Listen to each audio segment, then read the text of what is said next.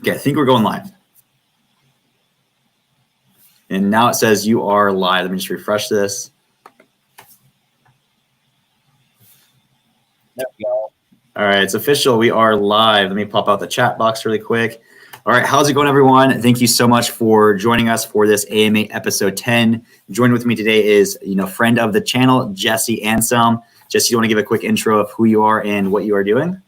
Absolutely. Yeah, happy to be here. Definitely excited to add some good value today, as always. For those of you who don't know who I am, my name is Jesse Anselm. I've sold on Etsy and Amazon with print products for a handful of years. I've generated over $10 million in sales and now own my own strategic product type fulfillment company for POD sellers who we educate and help them grow into the 6 to 7 figure range. So excited to add some value today. Yeah, I love that. So Jesse's the one that actually got me started on Etsy. So if anyone's here to offer value at a high level, Jesse is the guy. So again, the whole purpose of these AMAs we do every single week at 1 o'clock. We're doing a little bit early this week due to Jesse's schedule. But the purpose of these AMAs is jump on every single week to just offer value. If you have questions, hopefully we have the answers. Hopefully we can get you over these sticking points as just a place of contact to just get your questions answered. So we can go ahead and just jump right into it. So if you guys have any questions, just drop your questions in the chat box. We take them first come, first serve. And if there are any left at the end, feel free to drop those in the comments as the replay will be live on YouTube.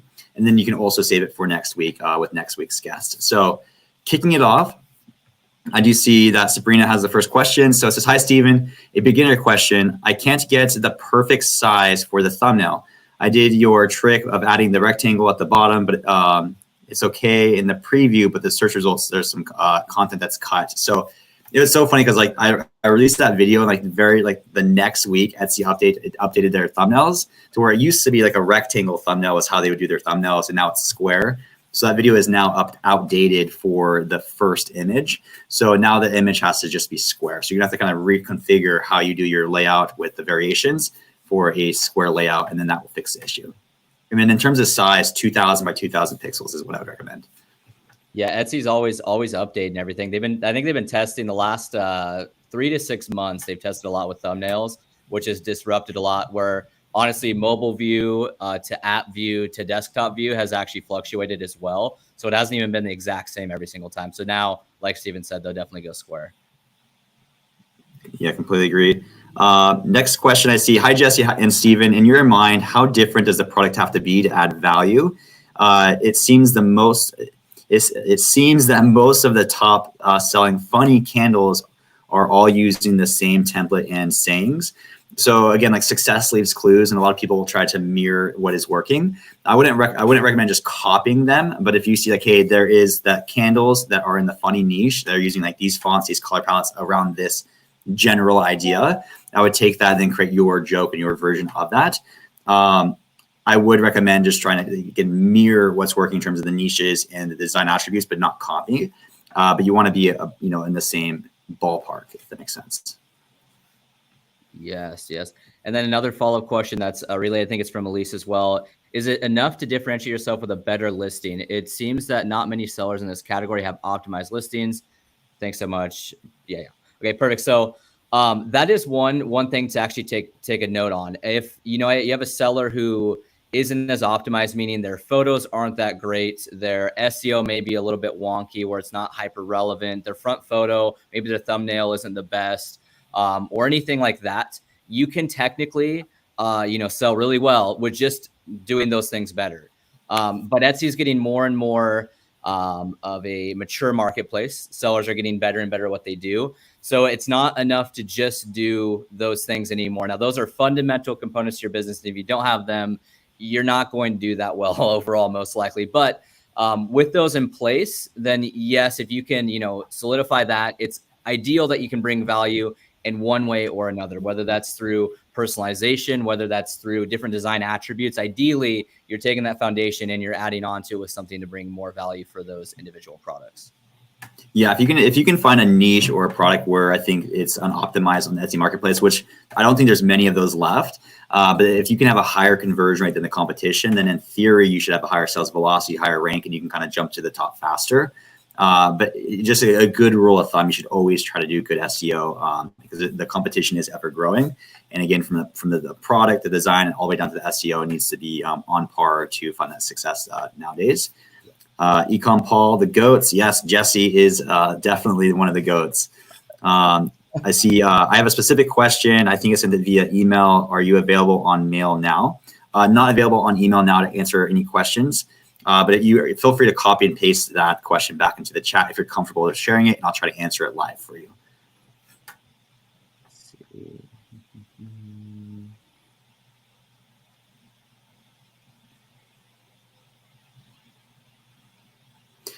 So I see one question says, can I sell Printier's phone cases with you? Can customers add their own pictures? So if you're referring to Holo Custom just personalizes the graphic, so that graphic can be tied to any product, whether you do it yourself, you use Printify, or even if you use a different print provider.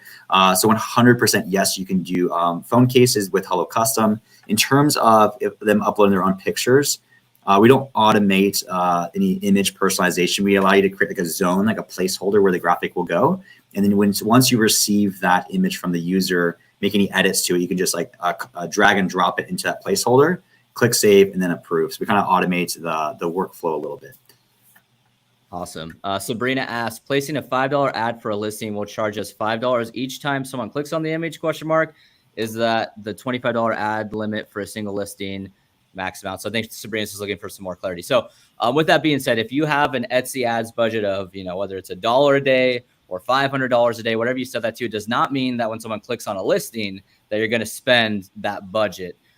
Your typical cost per click is going to vary depending on the product type, depending on the competition level, but it's generally, you're going to be well underneath $1. We're talking like 15 to 50 cents per click, depending. And again, you are spot on. You're charged when the potential buyer clicks on your listing. You're not charged for just running an ad in general. But again, it's not per click in that scenario for Etsy.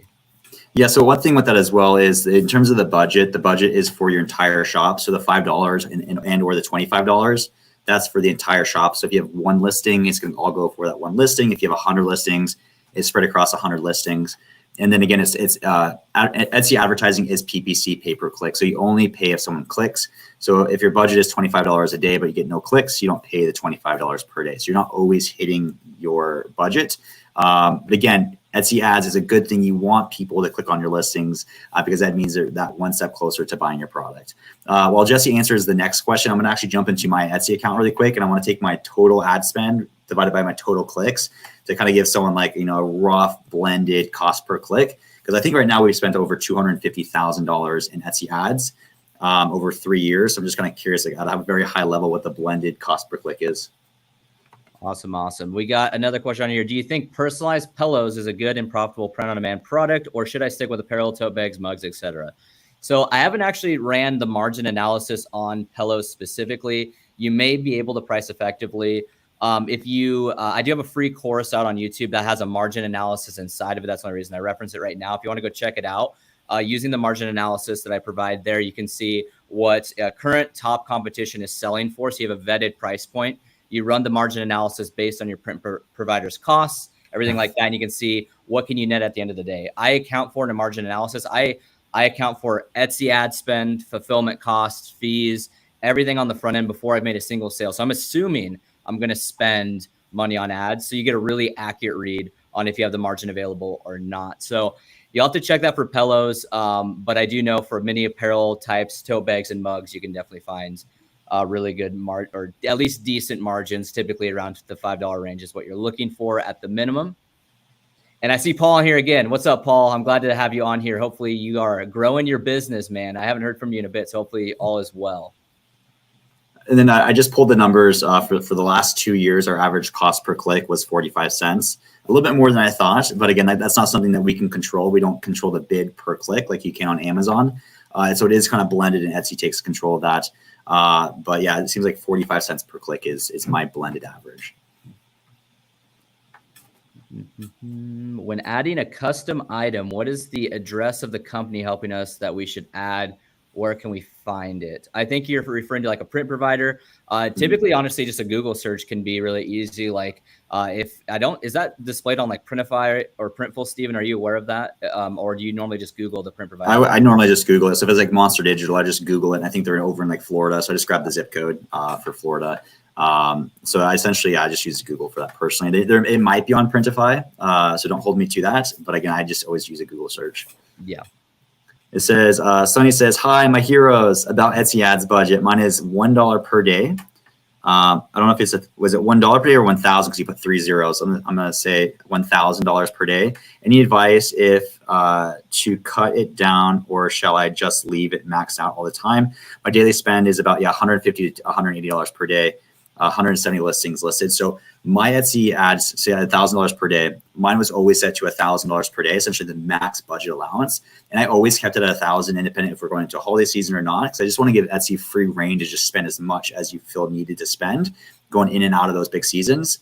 That way I never throttled my sales. Because again, I always use Etsy ads as a way to drive rank and a way to drive more sales. So I would personally, if your TCAOS is profitable, essentially your ad spend proportional to your total sales, I'd recommend just leaving it at 1,000 and then just letting it run in the background.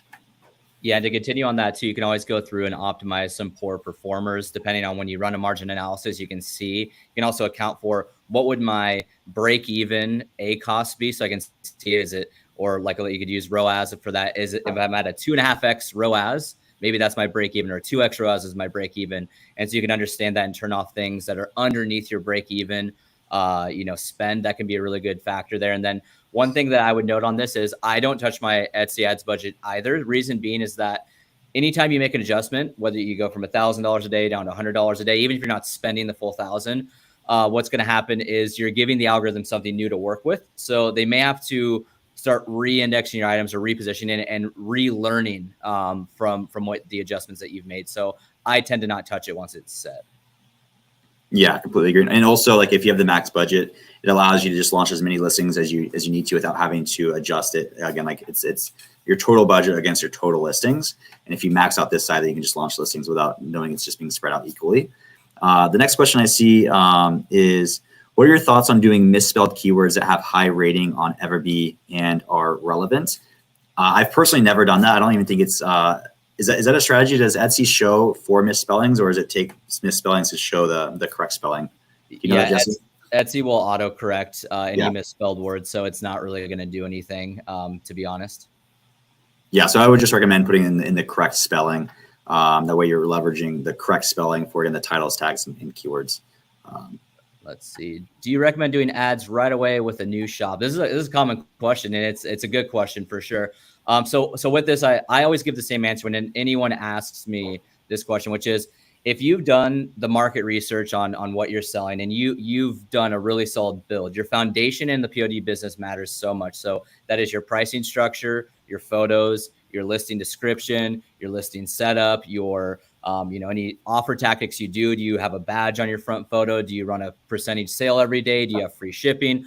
All these things are accounted for on the front end. If all of those things, you're checking the box. Yes. I have done my homework. I've done my research, and I'm confident in these products. I'm actually doing things right. Then absolutely 150%, you want to turn on Etsy ads, because you are going to get the exposure that you're looking to get, and it allows you to gain traction a lot quicker. So it's definitely a yes, predicated on all those things being right. A big portion of that is your SEO though as well, because you could do everything right with a listing. You have the best photos, best design, best pricing structure, best everything. But if your SEO is broken, your titles and tags, there's relevancy lacking from the descriptive terms you're using there to your product and to your front photo, then what happens is you're either going to have a really low click-through rate, or you're going to have a really bad conversion rate, and the algorithm is not going to favor your item. So your Etsy ads are probably just not going to do that well overall, whether it's a lack of spend or it's a lack of conversion, which leads to high ad spend. So just make sure you optimize before you turn those on. Yeah, Jesse over here dropping knowledge. I completely agree with everything that he just said. I truly believe that Etsy ads is the #1 lever that you can pull in your business to drive sales. And it's the most relevant. You're advertising your products on the marketplace that you're selling on for people who are showing intent to buy. So as long as you have a good product, a good design, you are relevant for the search terms. Etsy ads is a good thing. Jesse, I'm actually going to pitch this next question over to you, because I know I have a really good answer for this question. So in regards to niching down, and why that might not be the best thing for Etsy as a marketplace. So the question is, I am newly niched to the dog market with a fun, fresh approach with 12 listings. However, I've only had 200 visits, and I've only had 200 visits with 0 sales. Is this telling me that I have an undesirable product? Yeah, it's a great question. So we can break this down in multiple ways, but I'm going to start out with the more broad context first, which is I'm a newly niched in the dog market with a fun, fresh approach. So I'm not a fan of niching down. I think this is why Stephen had pitched this question to me. The reason why I don't prefer to niche down is because all you're doing with niching down is taking the ceiling to your business, the potential of your business, and shrinking it very, very, very small. So even if you were the best, dog market product seller, your ceiling is still here, because on a platform, your business is based on search volume. So how I view everything is it's nothing more and nothing less than this. It's what your business is, the amount of search volume you're leveraging. So that is through the products that you offer in your business one by one. I'd ideally, every single product I launch, I want to be a high potential product, one that has a lot of search volume behind it, because that's why we're giving Etsy a percentage of our business. We're that trade-off is they have 100 million customers that they're providing for us. So I don't want to throttle that at all. And it's not necessary to throttle it. Niching down doesn't necessarily help you in any which way other than keeping you focused with your output would be really the only thing that's going to help you there. So I'm not a fan of niching down. Now, with that being said, piggybacking off of that, you said, however, I have about 200 visits with no sales.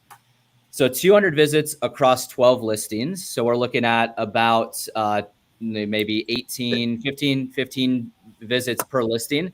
That is not enough data to know yet whether you've done great or not. Because if 1 out of 15 people buy, I believe if I can do math right, it's like a 7.5% conversion rate right there, which would mean that you are an all-star seller. A good conversion rate, a healthy conversion rate on Etsy is right about 3%.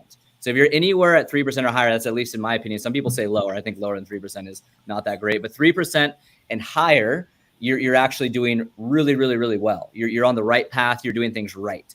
And so if you were converting at a 7.5% conversion rate, dang, that's amazing. So all I'm trying to say there is it's a little bit early to know if you flopped or not with only 200 visits in that market. Yeah, I'm kind of glad you mentioned the second part of what your answer was in regards to there not being enough data. 200 visits across 12 listings. There's just not enough data and enough time, I think, to know whether or not it's the product, if it's the niches.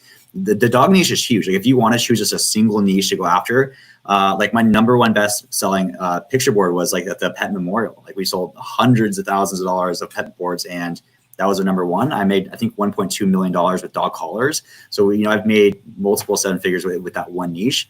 So it is a big niche. So I don't think I would say the niche is the problem or the products are the problem. Again, it's just too early to tell. All right, coming down, let's see really quick. So someone asked you, Jesse, where could I find the market analysis that you did? I forget which question that was. Yeah, for sure. Yeah, if you go to Jesse Teaches on YouTube, you can find my free course. It's a free Etsy Print on Demand course 2024. It's like an hour-long video. And you fast forward through the first like 10 minutes of it, you'll find the margin analysis I do pretty quick out of the gate. So maybe 10 to 15 minutes into the course. Perfect. Amy asks, I feel like I'm doing something wrong when creating my PDF templates inside of Holo Custom. Is there a way of having a particular size, or if I'm uploading a mug wrap, it only shows up in the middle of the artboard? Gotcha. So if you have any questions with the PDFs, feel free to contact support. And we have a very helpful Kendra. It helps everyone with our PDFs. But in regards to how it works, essentially you have to upload the complete design. So if you are doing mugs, you have to upload the complete design that when it wraps around the mug, it shows both sides of the mug. If it's showing in the middle of the artboard, I'm curious if, again, if you're uploading the complete design to Printify and then you're uploading the one piece to Holo Custom, or in that case, it would just be that one piece. But essentially, you got to upload the complete design to Holo Custom. Feel free, again, to reach out to support, and we can help you out more if you have any more questions. Awesome. Karen asked, as a new seller, should we offer free shipping or charge for shipping for shirts, tote bags, etc.? So that is a really good question. The reason why I say that is every product type is different. So when you're first doing your research, you want to be checking, top sellers in these product types. You want to find sellers for tote bags that are doing well, or for shirts that are doing well, or for any other product type. But you want to be focused in on that standalone product. It can be a lot of different designs, but it's that base product. If you can see top sellers who are selling at scale, maybe they've sold 10,000, 20,000, 50,000, sales, predominantly selling that product, their price point is going to be pretty impactful to note down for you as a piece of data to take with you and maybe apply that to your listings, because that's a vetted price point at that point. So some sellers will have what's referred to as like a low display price. They'll come in, they'll price their product low and charge a lot for shipping. Some sellers will also do like almost like a fake display price where you actually click into their listing and you see, oh my gosh, all of their other variations are much higher price point than their one base price point, which allows them to show for less on Etsy. So you got to account for that too. And then some sellers are just charging free shipping, so you can see the total item cost from the front end of the offer. But there's multiple ways you can price your products. Now, in general, I'm way more often, I'd say 80% of the time, I would price with a lower price point with offsetting more into shipping, which is contrary, or has been contrary until the last little bit in the market, when everyone's like, you have to do free shipping, you have to do free shipping. It's so inaccurate. You get a much higher click-through rate with a lower price point, typically speaking, which allows you to get more eyes on your product. And if you've done a great job with the build, then they get further in the process. They add the item to their cart, and then they realize they're shipping. And if you did a great job with your build, then they're willing to pay the difference in shipping. So the data is clear to me. It's totally fine to do that, to have a higher number. Even Etsy will tell you, you'll move your price point up above like $6 in shipping on Etsy, and they'll say, whoa, you're charging 20% more than what's recommended. And what's funny is the data has been clear to me when I've tested it both ways, that typically speaking, a higher shipping price is the better way to go. But test out, check, I should say check vetted price points from top sellers in your product type. Exactly. Success leaves clues. So when you're doing that product research and that niche research, like what are the competitors doing? Again, like I always recommend, go find 3 people that are selling the products and the designs that you want to sell that are finding success today and launched fairly recently. And what are they doing? And then you kind of break down what they're doing on the design level, but also like on the store level. And if they're doing free shipping, maybe consider, if they're not doing free shipping, maybe consider that. The strategy that I personally did was always, again, a lower display price. $17.49 was my magic number, forcing people to buy 3 items to get the free shipping, and then marking up the shipping a little bit more for the profit on the back end. That's kind of what we did from day one all the way for the last 3 years, and it just seemed to work really well for us. But again, there are some products where, again, charging free shipping just made more sense. The next question I see is, I guess people think that by niching down, they might think that they're a bigger fish in a smaller pond. I could see that. And again, the beautiful thing about Etsy is there's not one size fits all. So some people are finding success with one niche, and they teach, niching down. I think Scott Volker from Everbeat really teaches the niches and like the brand side of it, because that's kind of his background, where he's found success on Amazon. For me personally, I'm like the guy that wants to put all the niches and all the products on one shop. So it's just like one point of contact for everything. The designs have to be similar in terms of like the same customer will like my ornaments, that will also like my dog collars as my picture frames and my apparel. But in terms of like the niches and the products, I went more the general route. I know, Jesse, you went more like product specific. You had 4 different shops and it was product specific, but not niche specific. Yes. Perfect. We have another one. Would you ever try digital download arts? Do you believe this could be a profitable market with Canvas? I honestly have not done digital downloads, but I do know it can be very profitable. It's just not my space to give a ton of insight on. I'd apply the same strategy that I do for anything else, but I personally have not been a digital download seller. Yeah. So the way that I always looked at that is like, I'm not an artist and that's not my skill set. So I'd always just go buy clip arts and go buy like SVGs and then just take that and put that on my design, add a layer of personalization and call it good. If you are an artist or that is your skill set, you can sell the bullets to the war. People can buy your designs and then they can launch those on print on demand. So there is a lot of people making a lot of money and being really successful. But I do feel like there needs to be a little bit of a skill set involved. Like, doing a fancy, saying and then putting it in a nice cursive font and then selling a white and a black version of that. I don't know if that's going to work as well today as it might have worked 1 or 2 years ago. Yes. All right. Any SEO advice? Are you doing what Steven teaches to do to look at optimized listings and see what Etsy puts as relevant searches? Or do you use research tools like Everbee? So it's going to be a blend of multiple things I do with SEO. The number one component that I'm going to just say here that will make things simple more than anything, I look at because I'm product type based, like Steven was just saying. I very much focus on one product type. I learn about that product type and I scale it out with all the search plum I can find for that specific product. So with that being said, you tend to find what I call product category keywords. And so what these are is they're universal ways that people say the same thing. So like you'll have, for like t-shirts, you'll have shirt, t-shirt, T-shirt, T space shirt, T no space shirt, T and top. those like your product category keywords. If all you do is take your main descriptive term for an item and your main PCKs, and you use that in your title and you use that in your tags, you're probably grabbing 85% of what matters anyways. And it's going to make you more relevant. So you may lose out a little bit on overall search volume, but what you gain is a ton of relevancy to the algorithm. Because if you have, let's say you have a dog mom shirt, for example, and your listing's keyworded fully with dog mom shirt, dog mom tee, dog mom everything, and your tags and your title, what's going to happen is when you run Etsy ads and you show up for those, you're showing up for hyper relevant terms, which means your click-through rate is going to be strong, your favorite rate is going to be high, and your conversion rate should be better, which means you're telling the algorithm, hey, this product is great, show it to more people, and you're going to get a really good effect there. So to just make it simple, start there more than anything. And then using tools like Everbee can be really helpful and insightful, and using, like Steven uses with the relevant searches, things like that. Those can all be really helpful components, but product category keywords, descriptive terms is an easy way to start. Yeah, I think some really good advice there too is putting in your titles and your description, your tags, what people are actually searching, not always what the product is. In regards to, I saw this a lot when I was doing the market research for apparel, where for apparel, it's really popular to do like, a quote or a saying on a shirt, like, Nina is the name, spoiling is the game. And then their title, the first half of their title was, Nina is the name, spoiling is the game shirt. And then they put like grandma shirt, gift for grandma, etc. That's not what people are searching for to find your product on Etsy. Therefore, why are your ads showing up for random things? Your relevance is because the title is filled with all these random words that isn't, Nina gift or gift for Nina or Mother's Day gift. So make sure you only load your titles and your tags with what people are actually searching for. And then therefore, it's going to be relevant and show up for the right things. But again, great places like Jesse mentioned, but also if you find a hyper relevant listing, that's again, same product, same niche, same type of design. If you scroll to the very bottom, Etsy does provide you like related searches. And I would always like take that and just use those for like my tags in the bulk of my title. Yes. And to expand on that with one more component that can be really helpful. When you do find another, competitive product, a competitor to what you're looking to launch, and you see all these titles and tags, if you use like a tool like Everbee, you can do like a listing analysis and you can get the tags right there, right on the listing if you use that tool. And what you can do is you can actually search each of those individual tags in incognito mode. When you do that, you're actually going to see where that competitor is ranked. And if you find where they're ranked, you're going to find what they're selling through. So those can be like your golden keywords.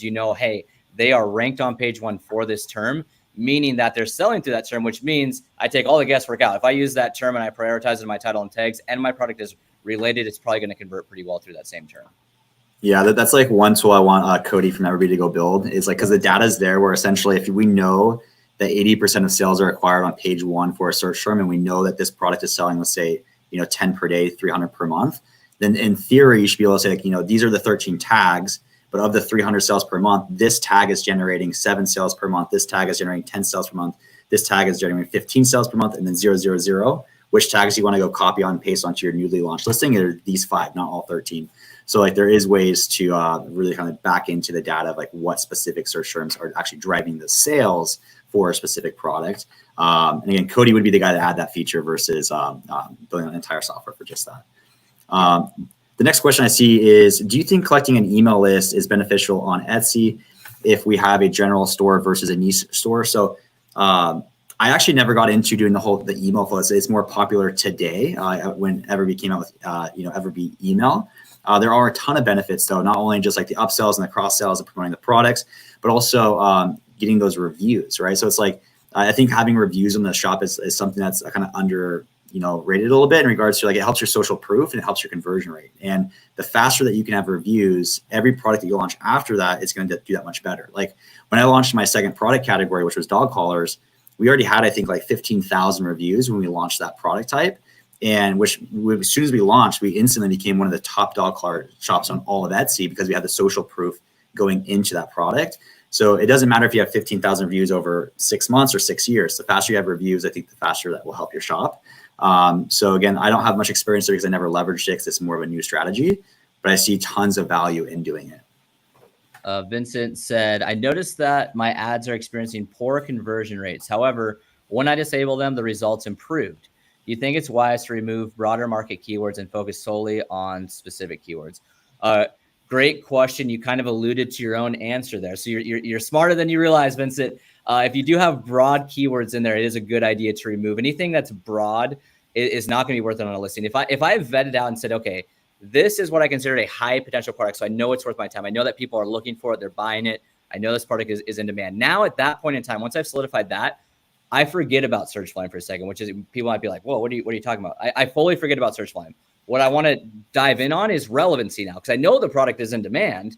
Now I need to be hyper relevant for it. So I'd rather lose a little bit of search volume and gain all of the relevancy I can on that listing, rather than, having broad keywords. I'm going to have hyper specific keywords because those are going to perform much better, and it's going to show in my conversion rate. It's going to show in my return on ad spend. It's going to show in my click-through rate. And those are all factors that matter on a platform. Gotcha. Did you read the follow-up question in regards to, I was reading a different question in regards to designs such as dog mug versus, dash hound mug to optimize for ad performance. So Jesse kind of like hit that one on the head in regards to relevancy over search volume. I like to give the example of grandma or grandma gift is a really big search volume term. But if your design is for Nina is another way you can call your grandma. That is a Nina gift. It's not a grandma shirt. It's a Nina shirt. So you want to make sure your search terms is specific to what that is. So again, for the dog mug example, the specific dog breed, if that mug has just that one dog breed on it, make sure you're targeting that specific dog breed, not just dog in general. And again, the relevancy is going to help your click-through rate. It's going to help your and as a result, help your ad spend and your conversion. Yeah, no, that's super good. And I'll expand on that a little further because I happen to be really familiar with the dash hound market of all things. I have a lot of weird knowledge stored in my brain. But the dash hound market is a good example of one because there's a lot of alternative terms for a dash hound. You got a dash hound, you got a wiener dog, you got a sausage dog. Some people use that term. So you actually get some different terminology. So what I'm trying to drive home here is that there's alternative words to say the same exact thing sometimes. Dash hound happens to be one of them. And you'll find that with a lot of different products as well. So I use what's called the keyword brancher tool. It's a tool that I made. It's literally just like a PDF that I use. It's what is the product, who's it for, who's it from, is there an event for this product, and is there additional descriptive terms. So with what I do in making a listing, I'm going to try to figure out alternative terms for that, like who this item is for, who it's from, what's the event. And then again, use all of that to then, keyword with the maximum relevancy, but look for alternative terms is what I'm trying to drive home there. Yeah, perfect. I'm going to go ahead and I'm going to pitch you this next question, Jesse, because it's related to you. It says, hi, Jesse, I've been looking into your courses. What's the main difference between elite POD and inner circle prints other than price? Thanks. Yeah, super good. So the difference between elite POD and inner circle prints is there's actually a big difference. So elite POD, you're going to get access to the course. And so it's basically my roadmap. It's a 6.5 hour process of exactly what I do A to Z to grow a POD business. And it's my exact process. There's nothing left on the table. It is the same course that you get inside of Inner Circle Prints. However, you don't get the same support. So in Inner Circle Prints, we provide you with support from a coach. You get, calls with your coach. You get a Slack channel with your coach. You also get monthly group calls. You get a lot of things right there. And then you get, the big part is you get strategic product fulfillment. So you get access to our software that allows you to plug in to our strategic product types. And we also guarantee results. So it's kind of apples to oranges comparison. But if you're looking for a roadmap for like selling on Printify, you could go ahead and just buy the course. That's fine. If you want support and that one-on-one access and a lot of other features as well with the strategic product fulfillment, then Inner Circle Prints is the right way to go. Yeah, and again, guys, I cannot vet Jesse enough. He's the one that got me started. He's probably the most knowledgeable for our industry, probably in the world. It's a shame he's not on YouTube more.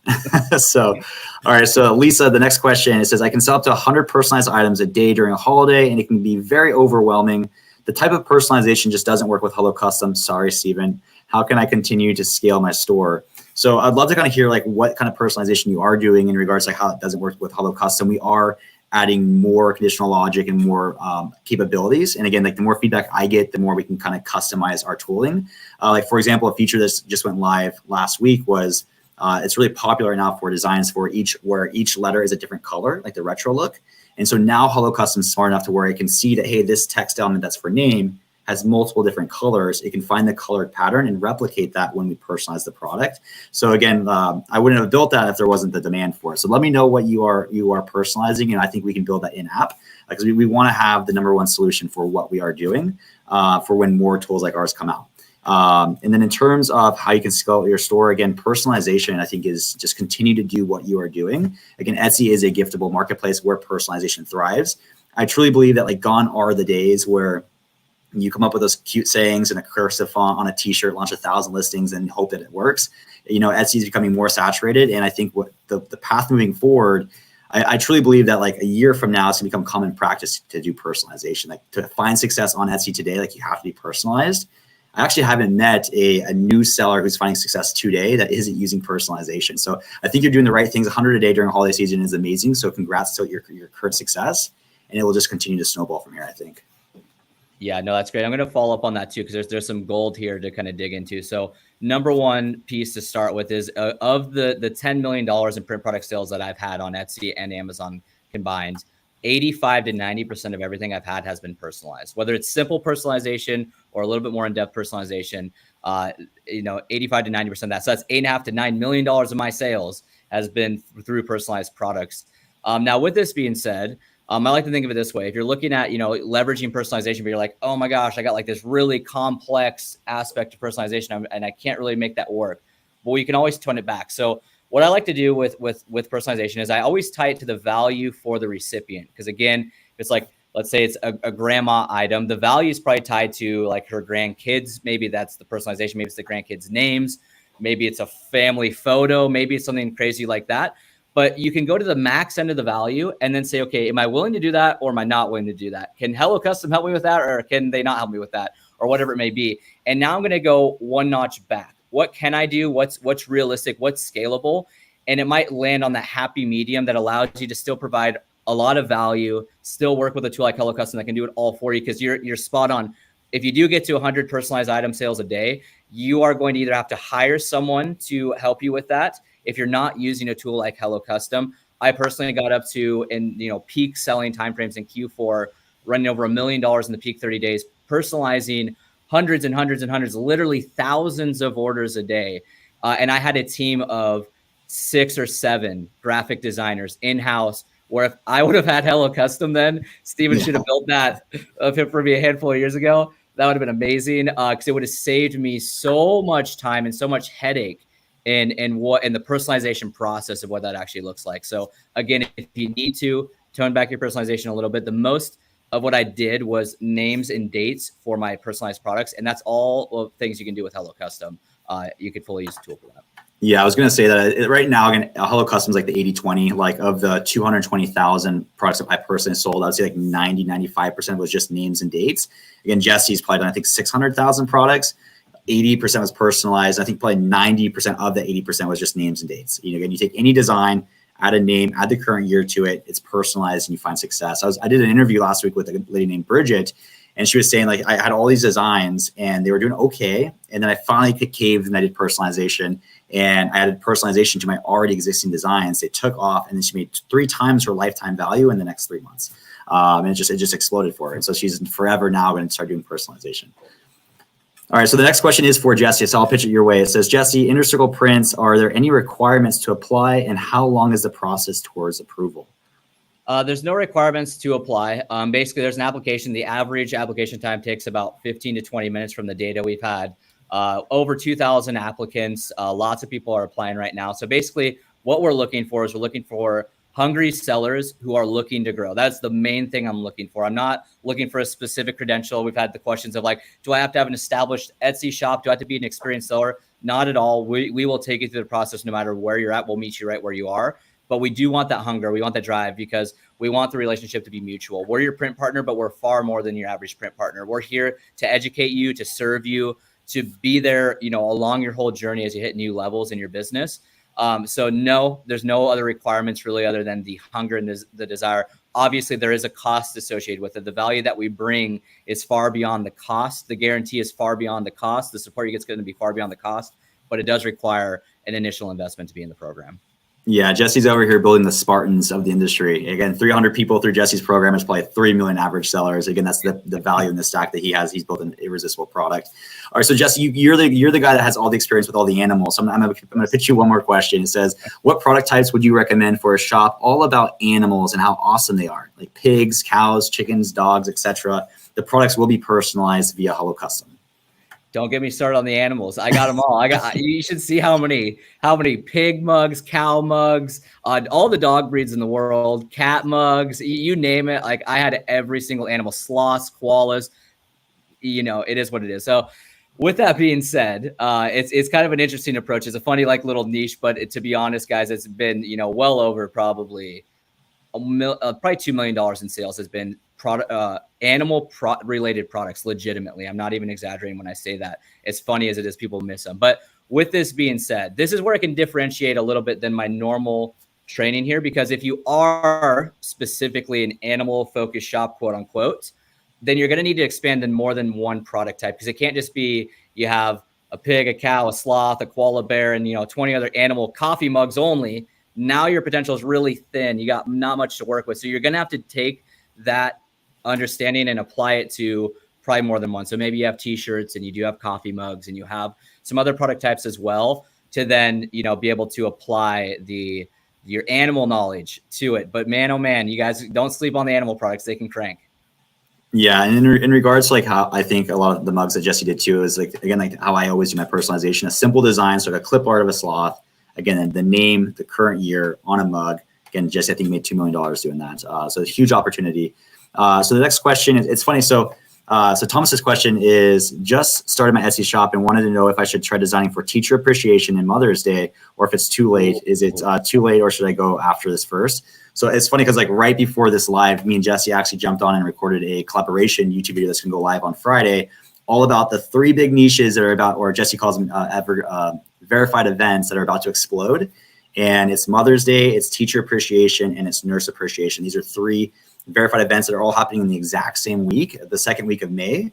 Therefore, starting April 6th, your sales can 10x if you have designs for these 3 niches. So it's like the video is like, we almost encourage everyone to like stop everything you're doing, stop all your evergreen niche designs, and only launch designs for Mother's Day, Teacher Appreciation, and Nurse Appreciation. Because again, Jesse's had students that's done like $60,000 in their first like 2 months on Etsy, launching right now, only going after these verified events, and then having huge success. So I don't know if you want to kind of touch on that, Jesse, but the video will be going live on Friday. Yeah, I will touch on it by saying, go check that video out. It's value packed once it goes live. Perfect. Let me see. Next question. Is it better to sell internationally or just in the US? I don't know how to adjust the returns when selling internationally. So personally, I've only sold domestic. So I always just sold to the US myself. I don't know if Jesse ever sold outside of that. I do know some sellers that are outside of the US, and they also only sell to the US, at least specifically for the Etsy marketplace. Let's see. Sorry, I got ahead in the mixer, and I have, just to touch on that same question, I have sold internationally in a very small portion of sales. So to me, it's way more valuable to focus on the U.S. markets more than anything. So I would be concerned mainly with the U.S. market only. Okay, so Amy says, thanks. I'll try to uploading the templates again and see how I get on. Is there information available on how to use Holo Custom with viral style? How payments Holo Custom works. So in regards to viral style, we're not integrated with viral style at the moment. So what you can still use Holo Custom to personalize the graphic. So you integrate your Etsy account to Holo Custom. We personalize the graphic from the approval key. You can then download it as either a PNG or a PDF, and then you can upload that to your order inside of, I believe, viral style. So the fulfillment part would still be manual. In terms of integrations, we are days away from finishing our integration with Jesse Intercircle Print. So this has been like a year in the making. So on my end, I've been just really wanting to make sure Holo Custom was solid and a solid foundation before we start integrating with a bunch of different print providers. Because integrations, they don't take long to build, but like if we had a shaky foundation, I didn't want it to be that much more shaky. But now that I feel like we have a solid product, we are, again, this close to launching the integration with Intercircle Prints. And again, just in time for the big boom of these 3 verified events. Awesome. So are you aware of a tool called Wonder AI? It automates creating images, title, description, tags, and listing, and even social media posting, all with AI. I'm not sure if it's a good approach. So here's my thoughts on that. So right now, obviously AI is a big hot topic. It's something that's going to continue to get better and better and better and better. And there's going to be a pivot point where AI usage becomes more and more predominant in the market, and it should be something you should use. Now, do your research and figure it out. But before you can say, is this tool going to work for me? You have to have the fundamentals in place. If you don't know what the market loves, if you don't know what, the best SEO practices are, if you don't know the answers for your product type, you won't know if that tool is good or not. So with that being said, I have not done a ton of research on Wonder AI. I'm more and more intrigued as these tools get better and better to see if there's certain things you can, automate out that are just time consuming. It's going to be my first area that I'd use AI for. But personally, the whole shebang all in one, I don't think it's there yet. But eventually, honestly, it can get there. It's just, I think it's a little early. Yeah, I think again, like AI right now is super trendy, especially with using AI to create 1,000 designs to launch 1,000 products on Etsy. And again, they don't sell. There are some parts of the business that still needs to be manual with the expertise and the expert eye, and not relying on the AI side of it. So next question is, Steven, in your pet memorial video, the bestseller was the nice wood frame. Where can we find it? The canvas on Printify was nice, but was not the wood frame. So again, I did all the production in-house. So that was a product that I sourced out of China. And again, we ended up closing down our print shop to go full focus on Holo Custom. I still have probably $10,000 worth of picture boards. So if anyone wants to buy this inventory off my hands, I'll feel free to ship it your way and you guys can make the product yourself. But that was a product that I ended up doing the manufacturing ourselves, where we just, we did it all in-house. I don't think there is a production partner that has exactly that product for sale. And then in regards to times, guys, I believe we have about 10 minutes left before Jesse has to go. So again, like any questions that we don't get to, I apologize. We're gonna try to boom through the last of these really quick. But again, the replay will be live on YouTube. And again, any questions that we don't get to, feel free to copy and paste those or just save them for next week. Awesome. Next question. My understanding is that there's no benefit in repeating words across tags unless you want to exact match for the term, which you would for star keywords, because Etsy will broad match the rest. So Etsy, you can index for any term that you have in your title. If you have it in your tags too, I believe you can index for that term on Etsy. But how I view it is I want to have as many phrase exact terms as possible for a product, because if someone types in, dog mom shirt, and I have the term dog mom shirt in my title, phrase exact, dog mom shirt in my tags, phrase exact, then the algorithm is going to view that as more relevant because I have it phrase exact and in both. So I'm totally fine with repeating terms. You don't have to go overkill. You don't have to do like earlier. I kind of said something which wasn't exactly what I meant by it. Which don't go list a product and say dog mom shirt, dog mom tee, dog mom t-shirt, dog mom top, dog mom, and you're repeating like spamming. But you are completely fine to use a keyword more than once, and it can help you drive rank for them a lot easier if you have them phrase exact in your title and text. So your number one keywords is the ones you're like, these matter the most. It might be a competitor rank term. It might just be the number one term you're trying to drive rank for. You should have that phrase exact in your title and phrase exact in your tags, and that can happen, with other terms as well. Perfect. Completely agree. I'm going to take the next two questions because they're about Holo Custom. So it says, Holo Custom is a great personalization tool that you've created. Do you have any plans in the future of allowing customers to upload their own photos? So for the Etsy integration, sadly, no, because there isn't a way for us to pull that graphic or wait for the users to directly upload it. Sometimes they email the sellers the image, or they message the sellers the image at a different time. It's not tied to the specific order. So we allow people to create like a placeholder on their template where you can just manually drag and drop and then approve. So we try to make it as easy as possible.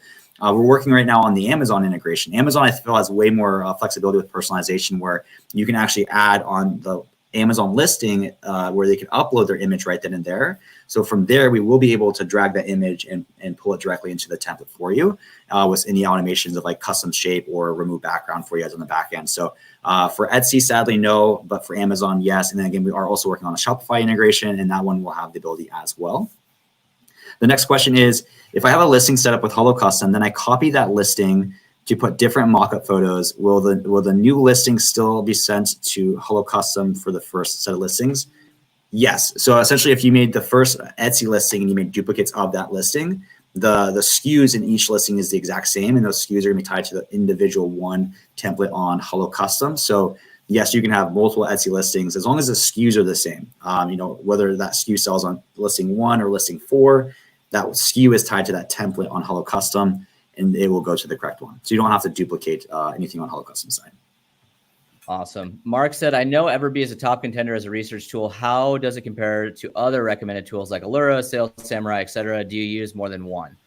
So I'm going to be honest. I've used a lot of different tools, and I used Allura for a long time because they were the first to market with the features that I looked for collecting data pretty quickly for listings. But Everbee would have to be the winner when it comes to the full robust tool. You can pretty much get all the data you need for what I use to collect the data. Everbee does everything I need and more, and will continue to come out with more and more tools. So I think Everbee is the front runner. I would honestly go with them if it was me. Perfect. Econ Paul says business is in a good spot. I'm excited for the year ahead. No questions for me. I'm just here. I'm just here whenever either of you, especially both, are dropping gems.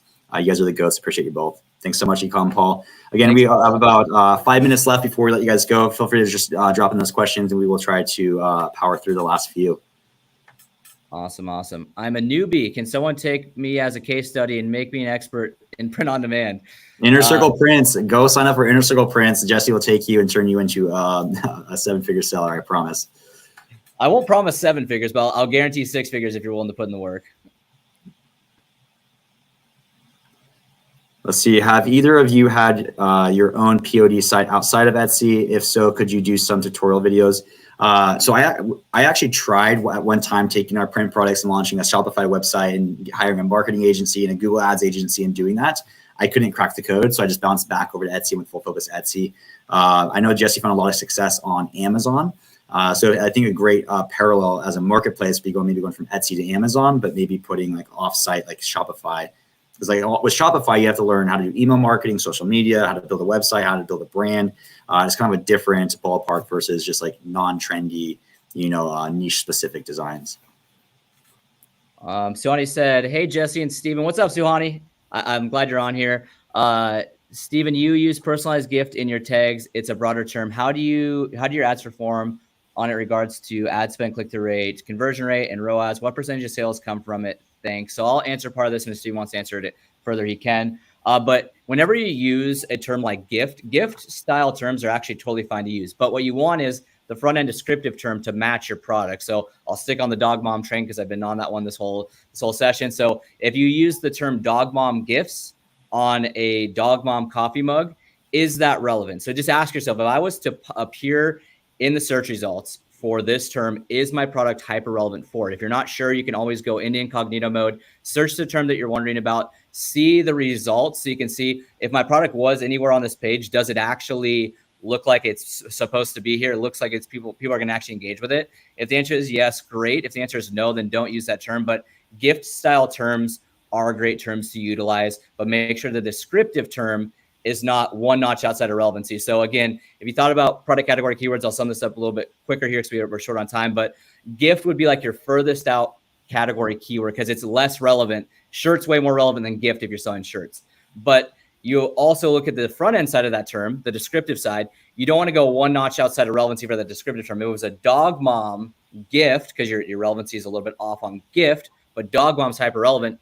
Don't mess up the front end term if you're using gift is what I'm trying to get, which means don't use the term dog gifts. Now you're way outside of relevancy. So if your relevancy moves on one part of the term, don't let it move on the other. Hopefully that makes sense what I'm trying to drive home there. Perfect. Just for the sake of time, I'm just going to kind of power through a couple of them really quick. So, Ann said, thank you, Steven, for all of us here at ICP, the integration with Holo Custom. They're super excited for that. Again, we're a few days away. I'm going to start testing. Hopefully by next week, we can have that live and working for you guys. In regards to an international question for LLCs and banking, I don't think Jesse or I have experience there, or I actually don't have any recommendations to put you in that spot. AJ says, unfortunately, I just started an Etsy shop. I have 20 listings. I'm very excited, but we're about to go on vacation for a week. Is putting vacation mode going to hurt our sales? For me personally, yes. We put our shop on vacation mode 2 times very early on when we launched our business. This is back when we were selling the face masks and all the manufacturers just ran out of stock. As soon as we went back from vacation mode, our sales were 0 for literally the length that we were on vacation mode. So we were on vacation mode for a week. We turned sales on. It was dead for a week, and then on like the 8th day, it bounced back. So it killed our sales for an entire week. And I honestly thought Etsy was like slapping our wrists for going on vacation mode. So I've never heard anything good coming out of people putting their shops on vacation mode. Holo Custom is a game changer. Thank you so much. Thank you, Sonny. I really appreciate that. Thank you guys for the great session. Appreciate it. Yeah, I think that's all the questions. Again, Jesse, thank you so much for all of the value they've been dropping. Again, I love getting on here with Jesse. I feel like we just again, can offer a lot of value. Again, Jesse's a good person for that. So Jesse, if anyone's interested in learning more about you and what you're doing, Inner Circle Prints, what you're working on, where can these people find you? Yeah, I just head over to my YouTube channel. Go check out my free course there. Jesse Teaches is my YouTube channel. There's a full course on there. Again, it will not only educate you, but it will reveal some things about Inner Circle Prints that will be valuable if you're looking into that. But I suggest to start there to make sure it's the right fit for you. All right, perfect. Thanks so much, guys. Thank you for taking this time out of your Wednesday to join with us, and I will see you next week.